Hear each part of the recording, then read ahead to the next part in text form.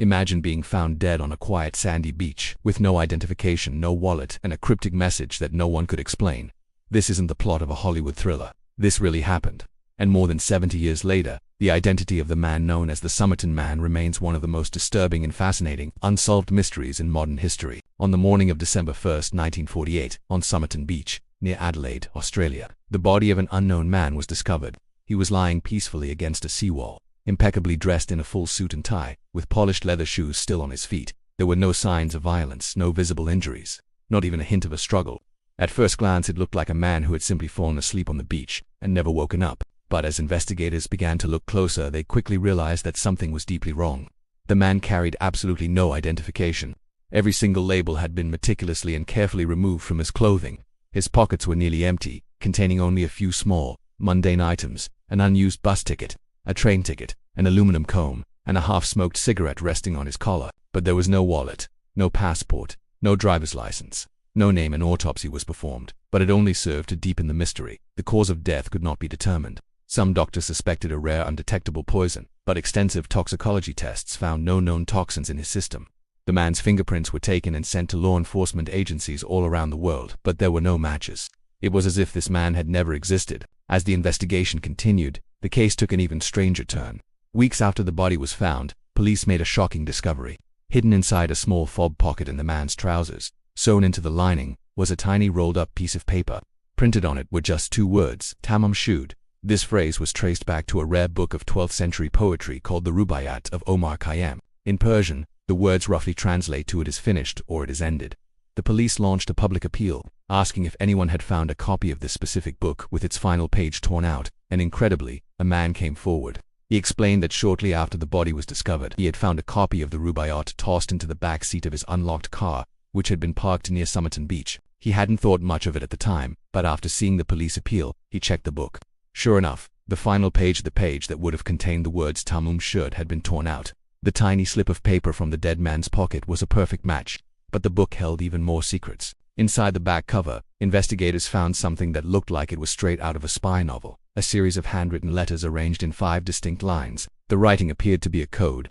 Top cryptographers from around the world have tried to decipher it for decades, but to this day, no one has definitively cracked it. Was it a complex cipher? A secret message for a fellow spy? Or was it something deeply personal?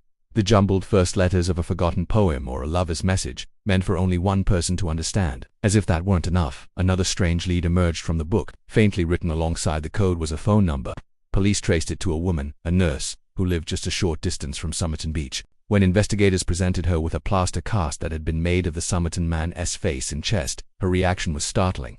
She reportedly looked at the cast, became extremely flustered, and almost fainted. But when questioned, she denied knowing him. She refused to explain her reaction, and for years, many people believed she was hiding something crucial. Was she a former lover, a co-conspirator, or just an innocent woman terrified of being dragged into a dangerous situation? With so many bizarre clues and dead ends, theories about the Somerton Man's identity exploded. The timing, right at the start of the Cold War, led many to believe he was a spy. Perhaps he was a Soviet agent, poisoned by his enemies and deliberately erased from all records. His impeccable physical condition suggested he was not a manual laborer, lending weight to the idea that he was an intelligence officer or a diplomat. Others believed the story was one of heartbreak and tragedy. Maybe he was a rejected lover, and the Tamám Shud message was his final note of despair. The code could have been an inside joke or a private message to the woman who denied knowing him. There were theories of a quiet, planned suicide, a professional assassination, a deal gone wrong.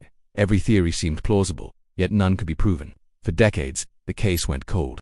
The body of the Somerton Man was buried in a local cemetery under a headstone that simply read, "Here lies the unknown man who was found at Somerton Beach." The story became a legend, a touchstone for amateur sleuths and professional investigators alike. Then, in 2021, technology offered a new hope. In a landmark decision, the Somerton Man's remains were exhumed, and scientists began the painstaking process of advanced DNA analysis using strands of hair that had been trapped in the original plaster cast. And in July 2022, a breakthrough was announced. Researchers led by Professor Derek Abbott claimed they had finally identified the man, using genealogical DNA databases. They traced his family tree and concluded that the Somerton Man was Carl Charles Webb, an electrical engineer and instrument maker from Melbourne. He was born in 1905, making him 43 years old when he died. This was a monumental discovery. But even with a name, the mystery is far from solved. In fact, this revelation only raises more questions.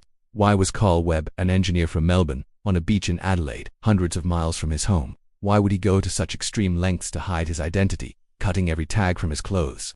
What is the meaning of the cryptic code in the book? And what was his connection, if any, to the nurse who seemed to recognize him? Even with a possible name, the story remains incomplete. A ghost from the past has a face, but his secrets remain buried, because knowing who someone was is not the same as knowing what happened to them.